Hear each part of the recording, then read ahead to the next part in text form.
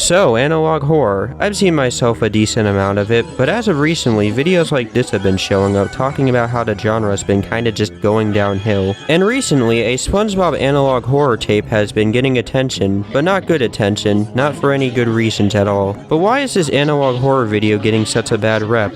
Well, let me explain. So an episode of SpongeBob is playing and everything seems to be normal, at first, until eventually everything starts to become off. The episode starts to stutter and then we cut to a melting SpongeBob. We then cut to a lake, and then after that we cut to a ad break. It seems that somebody is directly talking to the viewer, then we get a sorta jump scare, and then we get this screen right here, and then it's over.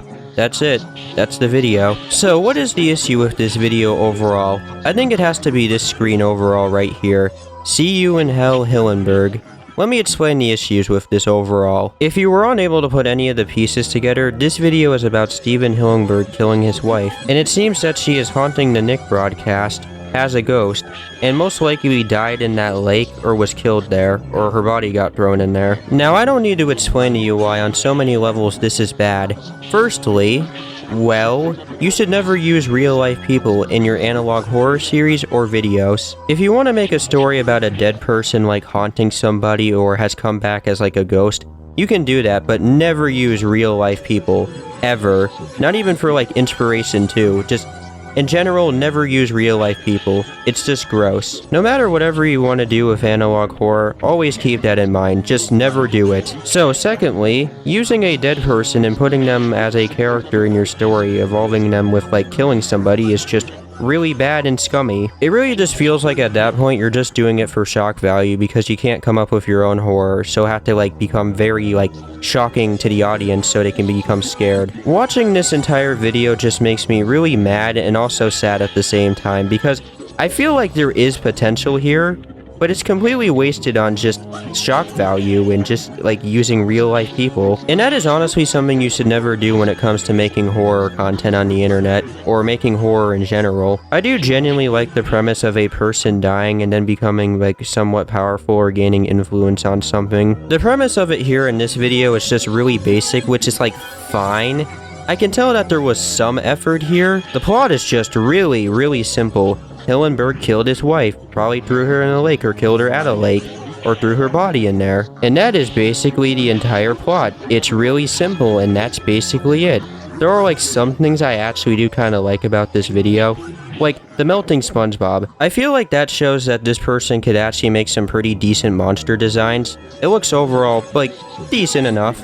Not amazing, but it actually looks not that bad. I do like seeing the ghost talk through like the commercial bumper. Like, I like that, and that's basically it. That's all I like from this video. I'm just disappointed overall. I think the idea of a ghost messing around with the Nickelodeon channel can be interesting, and you can introduce your own interesting elements into it.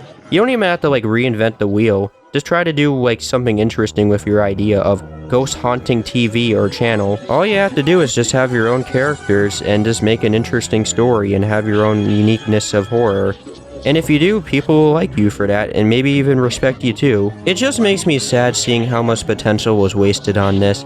I was gonna like bring up Void Descendants, and I guess I'm doing that now just briefly. I mainly wanted to make this video about the 2006 incident, but getting into Void Descendants briefly, the video is very low effort, like there's AI voices, and the plot barely makes any sense at all, and it also mocks Hillenburg. Just like the 2006 incident, it almost feels like this video was made to make fun of analog horror and also creepypastas in themselves, but you kinda can't tell. I do think that people are probably a little bit too overly worried, but if this does become the norm of like analog horror, then yeah, I could see that become a problem. I like horror. I like creepypastas. I like creepy characters and concepts, and I don't want stuff like this to just become the norm. So I want to end off this video with a word of advice. Never use real people in your analog horror series or videos. Just try to come up with your own ideas and original concepts. And to the person that made the 2006 incident video, I think you can redeem yourself.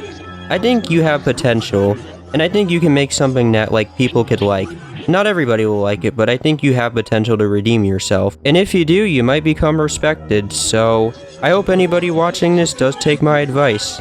And that's basically it for me, so I'm just gonna end it here, and I'll see you guys next time. Bye.